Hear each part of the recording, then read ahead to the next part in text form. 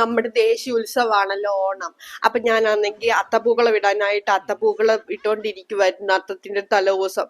അത്തപ്പൂക്കളം ഇട്ടോണ്ടിരുന്നപ്പോ ആ പേട്ടർക്ക് വന്നിട്ട് എന്റെ അത്തപ്പൂക്കളം എല്ലാം കൂടെ ഇങ്ങനെ കാലും കൊണ്ടാക്കിയിട്ട് മൊത്തം ഇങ്ങനെ തൂത്ത് മൊത്തം കാണണം പേട്ടർക്ക്.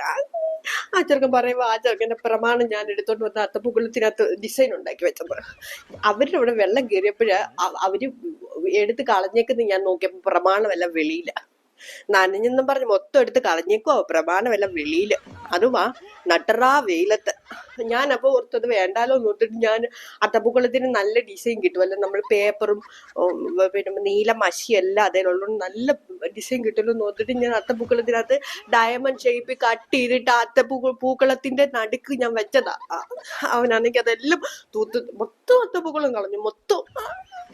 എനിക്കിനി നാട്ടിൽ ഇരിക്കട്ടെ, ഞാൻ വേറെ എവിടെയെങ്കിലും പോയി കിടക്കാൻ പോവാ. അതുകൊണ്ട് വല്ല കടത്തിന്നേലും പോയി കിടക്കാൻ പോവാ ഞാൻ.